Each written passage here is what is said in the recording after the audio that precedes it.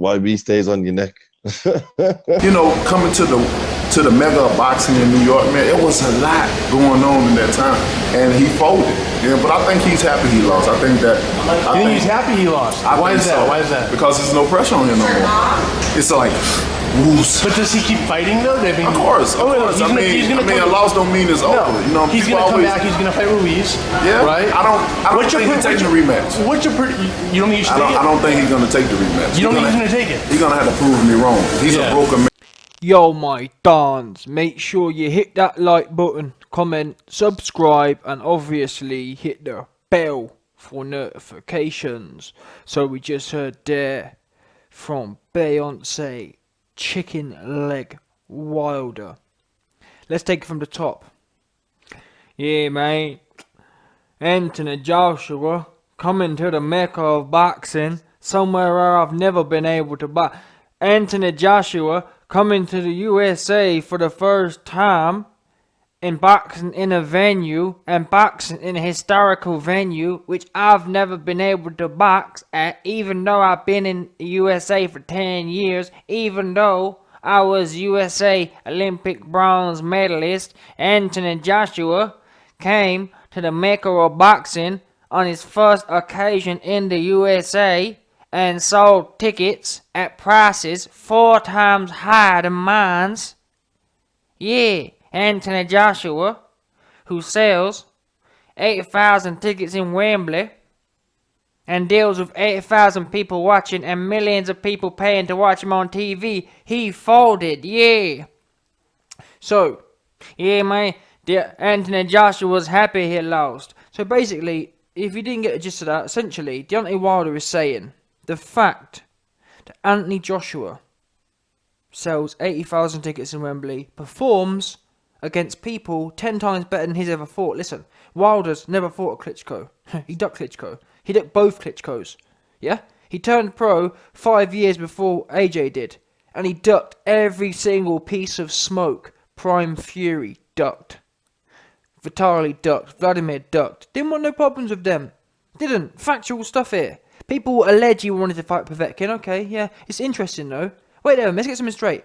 You had no problem fighting Louis Old T. So everyone says, oh, Deontay Wilder tried to fight Povetkin. Yeah, he tried. Well, when Louis Old T's popped, you found a way to fight him. Why didn't you find the same way to fight Povetkin? I'm just curious, seriously. Why did you not pull the same strings with WBC that you pulled with Old T's? Because you know, Wilder, listen, it's called the Wilder Boxing Championship, WBC. That's what it's known as. No doubt. So why couldn't he pull the same strings to get the Povetkin fight? I'm just curious. Seriously. Fury. Why, in 2016, did he not fight Fury? Oh man, I gotta deal with my mandatory Povetkin, even though I'm not even gonna fight Povetkin. Someone let me know, I'm curious. Seriously, I'm curious. He talks about, oh, there was too much pressure. There was too much pressure on AJ coming to the place where I've never been able to box before because I don't sell enough tickets. That's what he said. Deontay Wilder said Anthony Joshua couldn't deal with the pressure of boxing somewhere that he's never been able to box because he don't sell enough tickets and his tickets are too cheap. Wilder's tried to book the MSG. They say no because his ticket prices are too low. The MSG cannot sell tickets for below $100 a seat. They can't. They refuse to. There's too much premium. There's too much history there. How can they sell a ticket for $40? This isn't no cheap thing. It's the MSG thing, not cheap thing. That's why he goes to these back rate, random ass, new places no one's ever heard of. That's what he has to do. He can't go to MSG. His ticket price is too damn cheap. Yeah? That's why when AJ came here for the first time, even way you want to say, oh, AJ lost. Aha, AJ lost. Either way, he lost. And the motherfuckers what? Listen, that performance from Joshua was shambolic. But let's not get it twisted. The people in the front row were paying 50 grand to watch that shambolic performance, and guess what? They paid 50 grand for front row tickets to watch that crap. They'll pay 70 grand next time to watch the same crap. Now what? Wilder, the knockout king, undefeated, all this glamour, oh, Olympic bronze medalist, oh, USA, undefeated, knockout. Why are his tickets cheap as chips? 2 grand front seat. Why is that? Because no one knows him. Joshua can lose. He's still charging 70 grand a pop at the front. Fact. So whatever way you want to cut it, and to be honest with you, I haven't even changed my tune. I've always been with the numbers. The numbers rule. That's what matters here. That's what matters. The numbers. Ask Mike Tyson when he fought Lennox Lewis. He was shot to pieces.com. He was shot to pieces. Didn't listen. When Mike Tyson fought Lennox Lewis, Mike Tyson didn't have a winning bone in his body. He couldn't pull off a win for love nor money. But you best believe he was collecting the lion's share. Tyson, 15 years after his prime. Mike, 15 years after his prime. Tyson was collecting the lion's share versus Lennox Lewis, who was unified champion, undefeated essentially, etc., etc. That's what we do know. But anyway, it's funny, he sits here, oh yeah, Joshua folded. Well, the thing is, buddy, whether or not whatever Joshua did, it's easy for you to sit here and say, oh yeah, Joshua folded. Yeah, the MSG got on top of him. Unfortunately, we can all sit here and speculate. You wouldn't know. How do we know Wilder wouldn't fold under the pressure? He's never boxed nowhere. He's never boxed in front of 80,000. He's never boxed in front of a sold-out, shot-down MSG before. Yes, and has he? Has he? Answer me this. Has or has not Wilder fought in front of a shot-down MSG? He hasn't done it. So he wouldn't know. We can only sit here and we can only speculate. Just the same way everyone says, yeah man, Deontay Wilder would have killed Ruiz in the ring. Well, the same way we don't know that is the same way we don't know this. We don't know. Let's talk some facts now. Do or do we not know if Wilder could handle the pressure at MSG? We don't. We can only speculate. Do or do we not know if Wilder would knock Joshua out? We don't. We can only speculate. In fact, I'll tell you, whilst we speculate, let's do some more. Do we or do we not know whether Ruiz listen, I'm telling you now, if Luis 90 trillion year old Ortiz can clip Wilder, I'm telling you, Andy Ruiz will play basketball. In fact, he'll play ping pong with Wilder's head. I'm telling you now. He'll slip that lazy jab Wilder's got. Wilder will do that lazy jab, and he'll slip it, and he'll be on the inside. And Wilder, we know one thing we do know. People say Joshua can't fight on the inside. Wow. Wilder will put his hands up like earmuffs, and Ruiz will just slap his body, and he'll crumble, and he'll fold. But that's another thing, as I keep saying. It's easy when you've never boxed in front of MSG. It's easy when you've never boxed in front of 90,000 to sit there and speculate about, oh yeah, he couldn't take the pressure, he folded. You wouldn't know. You're fighting in front of 500 people, yeah. And given you fight in front of 500 people who paid and 500 other people who got given tickets free. So you can't even, it's easy for you to sit there and say what you would and wouldn't do. It's like me coming on here and saying, oh, I could do that. I could box. You might as well say that. Oh yeah, YB could box in front of MSG. It's like more or less the same. Me and Wilder can't sell no tickets. Simple. That's what we do know. Can YB sell tickets? Absolutely not. Can Wilder sell tickets? Absolutely not. YB and Wilder are on the same footing. We both haven't got a clue what we would or what we wouldn't do in front of MSG. Fact. Has YB ever fought in front of MSG? No. Has Wilder ever fought in front of MSG? No. Both of us are none the wiser. Both of us can only speculate about what we would or what we wouldn't do. Fact. Yeah? Anyway, one thing I will say before I move on though. Now, to be fair, I'm not going to make out that Wilder was using some sort of logic or was using some sort of information, but he says, oh yeah, Anthony Joshua, he's happy he's lost, all the pressure's off his shoulders. But removing the fact that Wilder said that, me personally, I've been thinking this for a while, as in the last few days. I feel some of his reactions have been less than what I'd expected. You keep hearing Hearn saying, oh yeah, I know this loss is eating Joshua up. From what I've seen of him, it doesn't seem to be eating him up. Like, as I say, I can only see the odd 10-second Instagram clip. I'm not there. I could be completely wrong, but as always, I can only go on what I see, and I'm always going to speak on what I observe. Yeah? If you, man, have got some other links or some other information, please put it forward. If you've got some other information of AJ being really reflective and whatever, bring it forward. But when I see AJ sitting there laughing and bantering, oh yeah, I lost for the fans' enjoyment. Oh yeah, this loss would be great for the networks.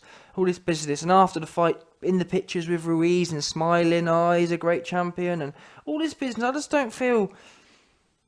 In fact, scrap what I say. People like Lennox Lewis, people like Sugar Ray Leonard, they've said the way he's handling this loss is a bit odd.